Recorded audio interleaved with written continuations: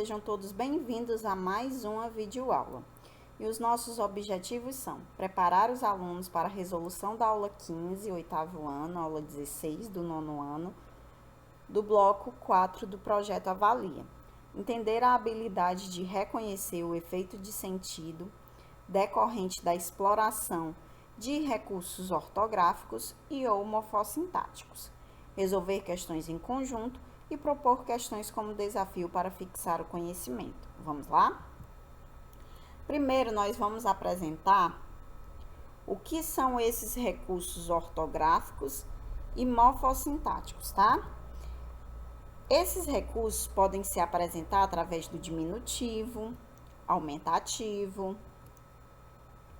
figuras de linguagem, repetição de palavras no texto, sequências de frases curtas, interjeições, que a gente conversou no vídeo anterior, são aquelas palavrinhas que expressam emoções, conotação, que é o sentido figurado, neologismo, que são palavras novas, inventadas, e polissemia, que é uma palavra com vários significados, tá bom? Então, os recursos ortográficos e morfossintáticos, eles podem aparecer dessas formas, tá? Com essas formas, através desses recursos aqui: diminutivo, aumentativo, figura de linguagem, repetição de palavras ou de expressões, sequências de frases curtas, interjeições, sentido figurado, neologismo, polissemia, tá? Então, nós vamos ver alguns desses recursos. Nós vamos começar pelo diminutivo, tá bom? O diminutivo, ele pode aparecer de algumas formas. Ele pode significar tamanho, ele pode significar afeto e ele pode significar desprezo. Sério, professora, que o diminutivo tem a função de tudo isso? Sim, gente, eu vou mostrar para vocês agora. O diminutivo, ele pode ter função de tamanho, função de afeto e função de desprezo, de depreciação, tá certo? Vamos ver aqui as frases e aí a gente vê qual das frases o diminutivo se encaixa em qual das funções, tá bom? Ela é um amorzinho. Esse amorzinho, ele quer dizer tamanho. Ela é um amor pequeno? Quer dizer afeto? Ela é um amorzinho, ela é ótima, ela é maravilhosa. Ou quer dizer desprezo? Não gosto dela, ela é um amorzinho, não gosto dela. Não, né? Então, aquele teatrinho não me convenceu. Teatrinho é um teatro pequeno? Estou gostando do jeito que ela fala do teatro? Ou estou gostando daquele teatro, daquele local, daquele espaço? Ou eu estou odiando a forma como ela está falando, ou a forma como ele está se posicionando, estou te chamando de teatro? Estou desprezando. Comprei um sapatinho para ele. E esse sapatinho indica tamanho, afeto ou desprezo?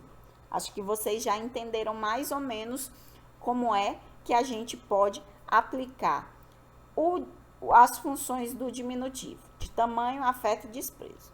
Na primeira frase, ela é um amorzinho, seria afeto.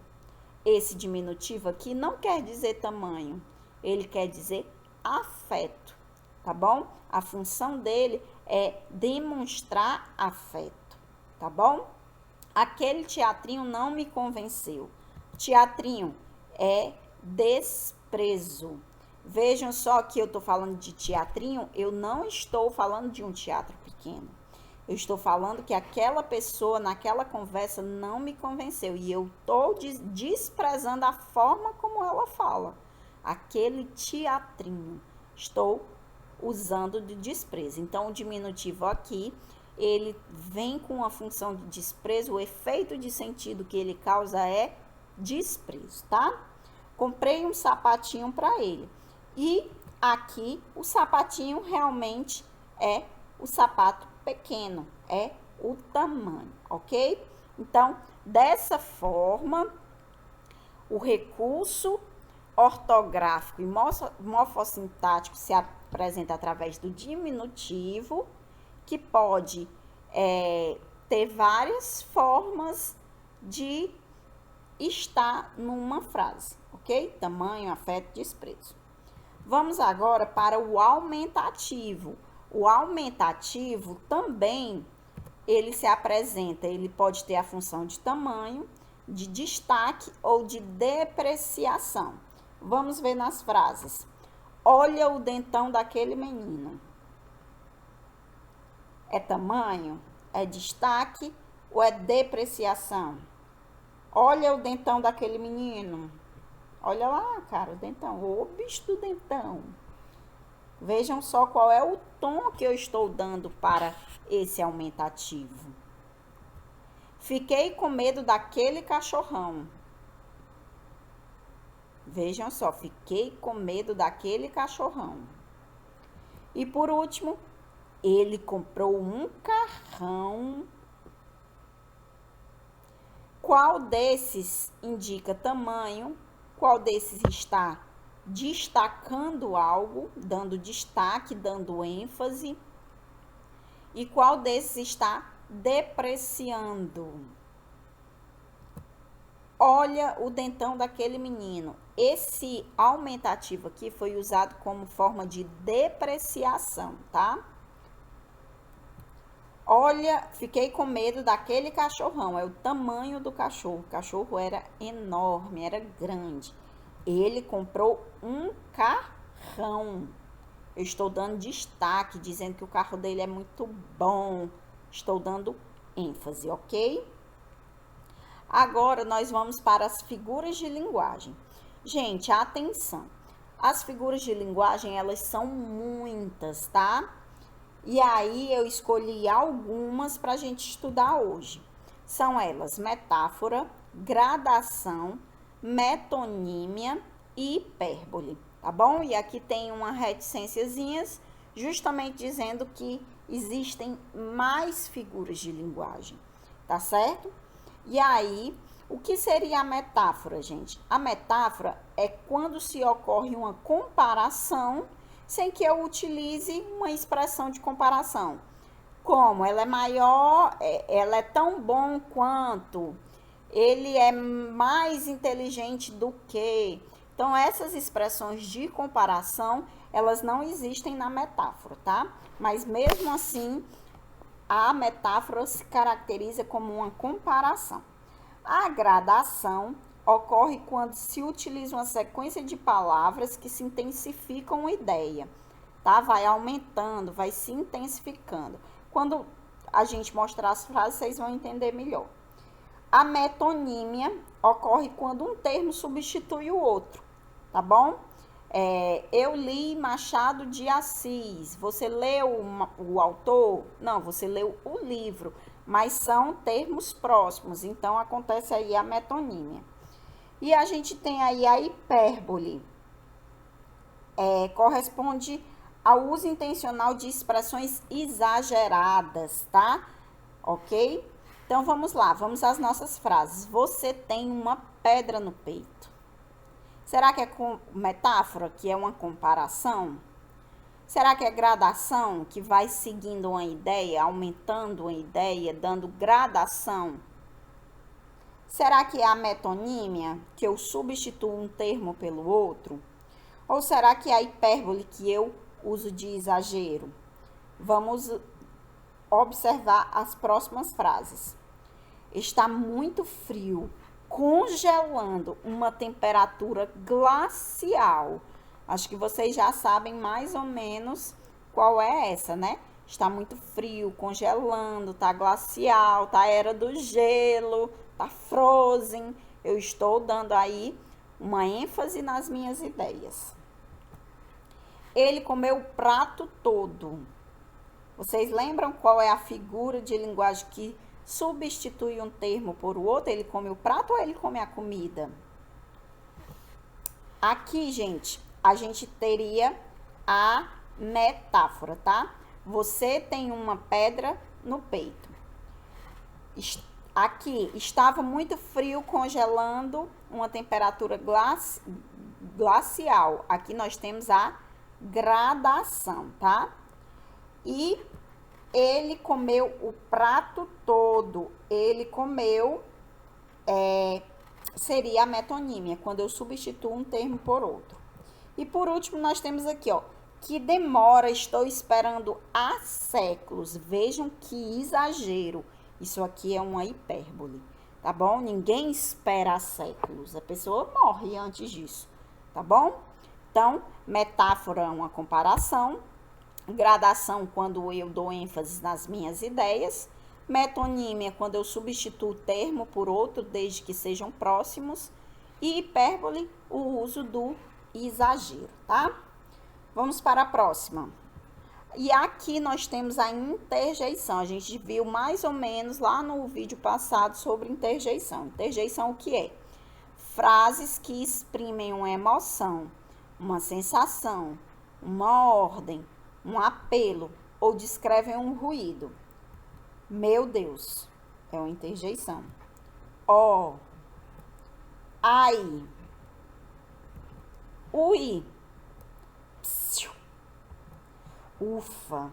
Então, essas daqui, opa, essas daqui são interjeições, tá? Vejam que interjeições sempre vêm acompanhada de exclamação, tá certo? Então, pode ser que apareça na nossa habilidade interjeição e qual é o efeito de sentido que essa interjeição traz. Por exemplo, ui, susto, ai, dor, ufa, alívio, opa, né? Hesitação, psiu, silêncio, meu Deus, admiração. Então, cada uma dessas expressões, elas indicam uma sensação, tá? E isso pode aparecer em algum item. E aí, nós vamos para a nossa resolução guiada de questões. Vamos ler juntos esse texto. O macaco perante o juiz de direito. Andava um bando de macacos em troça, pulando de árvore em árvore, nas bordas de uma grota. Eis senão quando um deles vê no fundo uma onça que lá caíra. Os macacos se enternecem e resolvem salvá-la. Para isso, arrancam cipós, emendaram-nos bem, amarraram a corda assim feita à cintura de cada um deles e atiraram uma das pontas à onça. Com o esforço reunido de todos, conseguiram içá-la e logo se desamarraram fugindo. Um deles, porém, não o pôde fazer a tempo e a onça segurou imediatamente. Compadre macaco, disse ela, tenha paciência. Estou com fome e você vai me fazer o favor de deixar-se comer. O macaco rogou, insistiu, chorou, mas a onça parecia inflexível. Simão então lembrou que a demanda fosse resolvida pelo juiz de direito. Foram a ele. O macaco, sempre agarrado pela onça, é juiz de direito entre os animais o jabuti, cujas audiências são dadas à borda dos rios, colocando-se ele em cima de uma pedra. Os dois chegaram e o macaco expôs as suas razões. O jabuti ouviu e no fim ordenou: bata palmas. Apesar de seguro pela onça, o macaco pôde assim bater palmas. Chegou a vez da onça, que expôs sua razão e motivos. Bata palmas. A onça não teve remédio senão largar o macaco, que escapou. E o juiz se atirando se atirando na água. Vamos ao item. No trecho, rogou, insistiu, chorou. O emprego dos verbos indica gradação de ideias, oposição de ideias, redução de ideias e repetição de ideias. Eu acredito que vocês até já saibam qual é a resposta, porque a gente acabou de estudar lá nas figuras de linguagem. Aqui está o trecho destacado, rogou, insistiu, chorou, tá? Tá lá No terceiro parágrafo do texto, o macaco rogou, insistiu, chorou, mas a onça parecia inflexível. Gente, qual é a figura de linguagem que reforça uma ideia? Que vai dando uma sequência? Seria a gradação. E qual das opções nos remete à gradação? A letra A. Então, a gente tem por alternativa a letra A, ok? Vamos para a próxima. Leiamos juntos. Alta velocidade. Já fazia um tempo que aquele policial estava de olho naquele motorista apressadinho. Ele pensou, amanhã esse cara não vai me escapar. Vou pará-lo e lhe darei uma multa daquelas bem salgadas. O engraçadinho não perde por esperar. No dia seguinte, o policial fez o sinal para que o motorista infrator parasse. O motorista atendeu prontamente e parou o veículo. Sem perder tempo, o policial foi logo lhe dizendo: bonito, hein? Até que enfim nos encontramos. Por acaso o senhor sabia que já faz um bom tempo que eu estava à sua espera?